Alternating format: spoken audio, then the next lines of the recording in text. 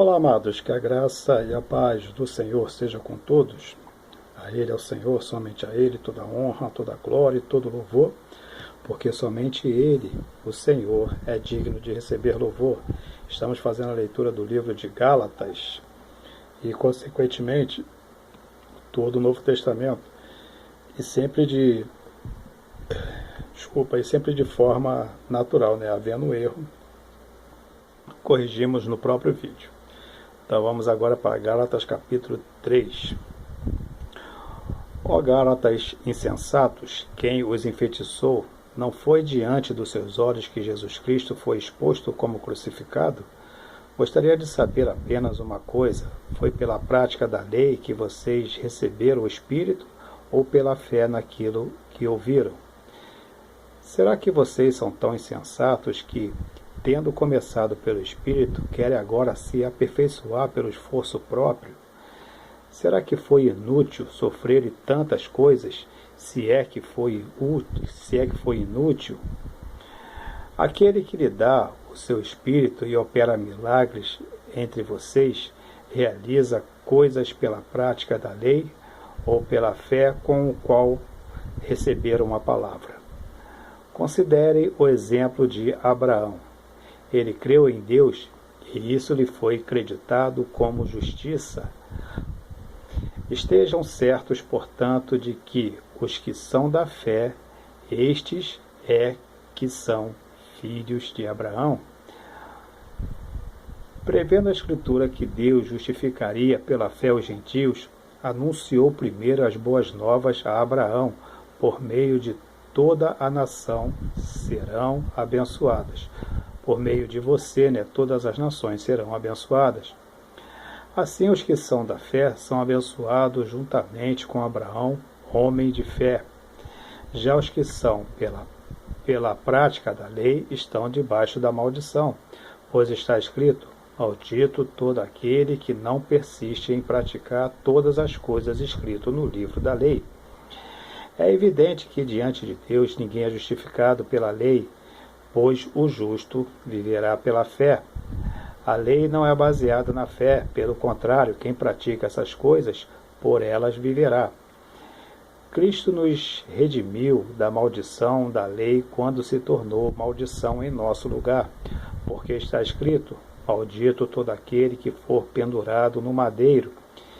Isto para que em Cristo Jesus a bênção de Abraão chegasse também aos gentios, para que recebêssemos a promessa do Espírito mediante a fé.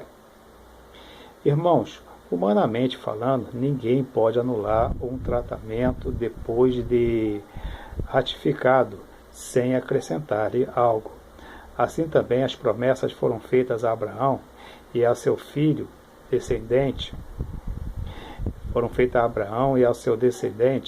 A Escritura não diz e aos seus descendentes, como se falando de muitos mais, ao seu descendente, dando a entender que se trata de um só, isto é Cristo.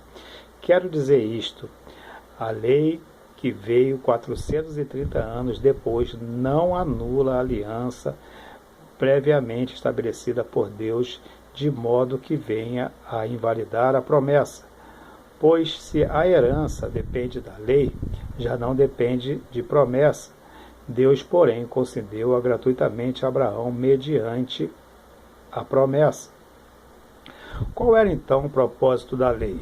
Foi acrescentada por causa das transgressões, até que viesse o descendente, a quem se referia a promessa, e foi promulgada por meio de anjos pela mão de um mediador. Contudo, o mediador representa mais de um, Deus, porém, é um. Então a lei opõe-se às promessas de Deus? De maneira nenhuma, pois se tivesse sido dada uma lei que pudesse conceder vida, certamente a justiça viria da lei. Mas a Escritura encerrou tudo debaixo do pecado, a fim de que a promessa que é pela fé em Jesus Cristo fosse dada aos que creem. Antes que viesse essa fé, estávamos sob a custódia da lei, nela encerrados até que a fé que haveria de vir fosse revelada. Assim, a lei foi o nosso tutor até Cristo, para que fôssemos justificados pela fé. Agora, porém, tendo chegado à fé, já não estamos mais sob o controle do tutor. Todos vocês são filhos de Deus mediante a fé em Cristo Jesus, pois os que em Cristo foram batizados, de Cristo se revestiram. Não há judeu nem grego, escravo nem livre, homem nem mulher, pois todos são um em Cristo Jesus. E se vocês são de Cristo, são descendência de Abraão e herdeiros segundo a promessa. Aqui termina então o capítulo 3 do livro de Gálatas. Em breve estaremos trazendo os demais capítulos.